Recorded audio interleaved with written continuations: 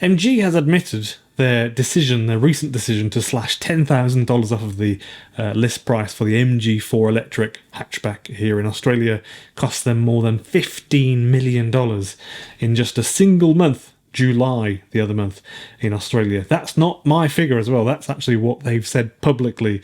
And it just shows how brutal this price war is, this EV price war in Australia. It's getting, some people would say it's heating up. The headline number alone is, I think, crazy enough. They knocked up to $10,000 or £5,000 off of the list price of the MG4 for a month, dropping the national driveway price to $30,990. So for context, that actually made it one of the cheapest, or the cheapest full-size electric hatchback that you could actually buy here in Australia after the BYD Dolphin, and one of the cheapest EVs ever sold here in the country. And it's actually one of the best, I think. It's a really great car.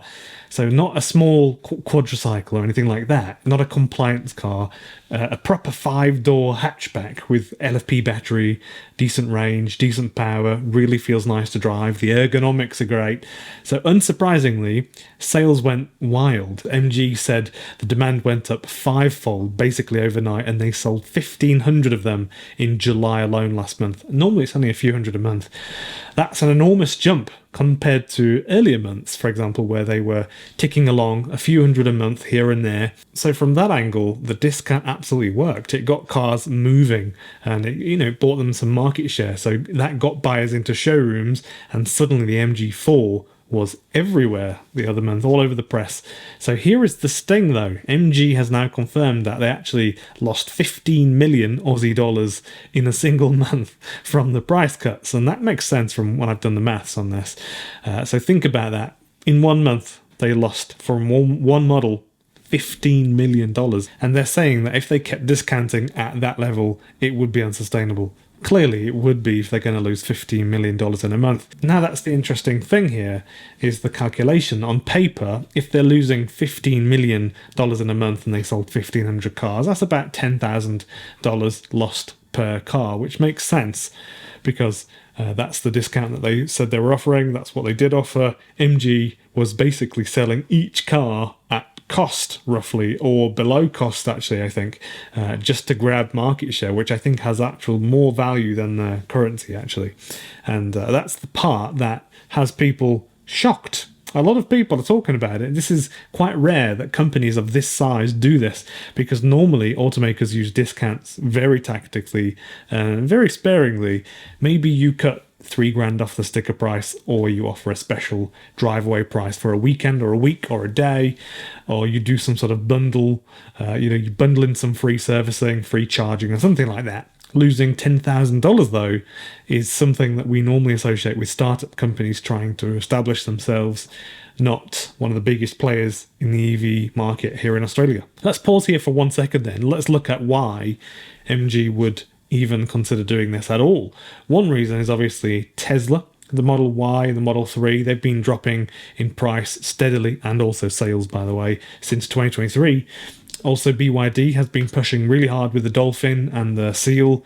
Suddenly, if you're MG and you've got the MG4 sitting in showrooms for 40 grand, 38, 39, $40,000, and you're looking expensive actually compared to the competition, especially when BYD is advertising the Dolphin for, when they came to market, it's like $38, $39,000, that sort of thing, drive away in some states. Now, MG and BYD are even less than that, even less than what they started at by a lot. So the Dolphin now starts at under $30,000, which is £15,000 if you're British.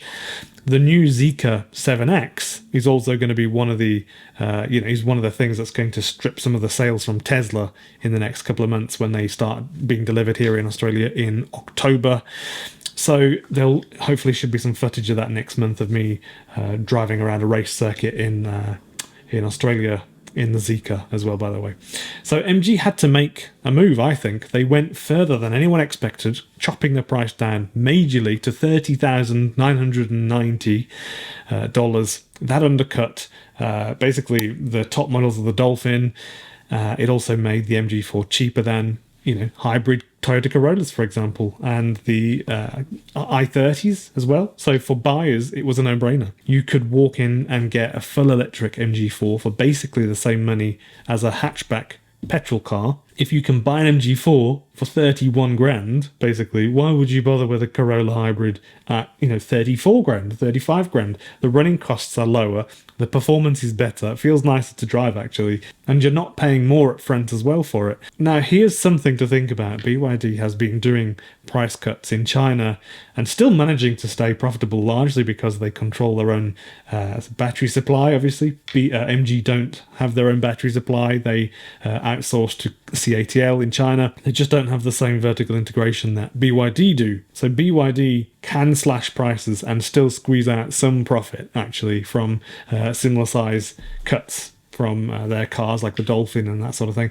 MG ends up bleeding cash, and that's the difference here. That's kind of, it's a big deal, and it shows why BYD has been able to take over the Chinese market, while brands like MG, Nissan, Hyundai struggling to keep up really when it comes to pricing, because BYD are profiting a large amount of money, and they can take off 90% of that and still make profit. The other companies can't actually do that. Another angle is what this does to brand perception. On one hand, you've got buyers that love it. You announce that you've got a huge discount. The internet goes crazy, and suddenly everyone's talking about your car. But on the other hand, if you bought an MG4 3 months ago for $40,000, for 36, 38, 39, I don't know, maybe you're a very good hustler and you managed to get a good price like 37 or something. You're looking at them resale now, the resale value, because they've just brought this car way cheaper, thousands of dollars cheaper. A couple of months later, you're going to be a bit grumpy about that. So you might not think about buying your second car. So they've got to manage this. They're kind of walking a very tight rope, not annoying the customers that have just bought into their brand. So that's the risk of going too aggressive with price cuts. You can upset your existing customers and tank residuals, which is an issue. And this is not usually what consumers think about, but it is what the media thinks about. It is also what they, as the big brands, think about. This is something which nobody else is interested in. It's very boring. Still, the short-term effect was really clear, though. The MG4 sales spiked fivefold. MG proved that price is the single biggest factor holding back EV adoption here in Australia. Not range, not charging, but price. Drop the sticker by, 5 or 10 grand, and suddenly people will flood into the showrooms and buy their cars. So for the wider market, this is going to have ripple effects, simply because other brands will have to respond. We've already seen BYD cutting the Dolphin's price, for example, in China, and they're always cutting their prices, actually, BYD. There are consistent rumours about more cuts in Australia as well. I really do believe they're going to knock another, probably another 1,000 off of the Dolphin, taking it to 28,000. Tesla, too, has been adjusting the Model 3 and Model Y pricing, and legacy brands like Hyundai and Kia, they must be looking at this fairly nervously, I think, because their EVs are already on the expensive side as it is, and they don't have that margin room to slice 5 grand or 10 grand off the price. But they are always getting cheaper. Always. All of the brands are always consistently getting cheaper. Even the new Nissan Leaf, I think, that came out recently at 26 or 7,000 for pretty much the base model upwards in Australia. And, it's good. It looks a bit weird, but it's good. It looks kind of nice, though. So what's the takeaway? MG just spent $15 million to prove a point. They're just flexing, I think. They've got a lot of money. And the point is simple. Australians will buy an EV in large numbers if it's priced at $35,000. That's the sweet spot, I think, especially if they look better than the GWM Aura, which is kind of like Marmite. You either love it or you hate it. They drive really nice.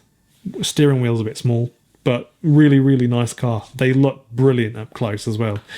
So, below 30 grand or 35 grand, cars will shift like they wouldn't believe, and I think they've found that.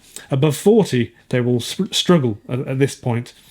Hello folks, Ben Alexxander here. Thank you very much for tuning in and watching the video today. I just want to underline how big this is, because this is not just about MG. This is a snapshot of the whole EV market here in Australia. So where does this leave us?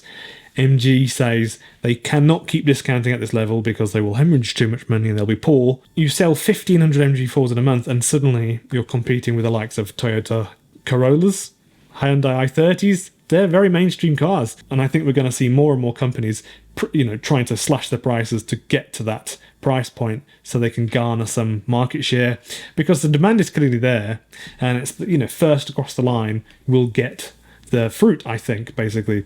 And the market share is very valuable. They can shave off some cash, for example, on the MG4 now, and maybe even lose a little bit of money or make less money, but they can kind of stick that on the next car that you buy them. The other piece of the puzzle is the government policy. If Australia has stronger incentives, like Europe, for example, MG wouldn't need to take a $10,000 hit themselves.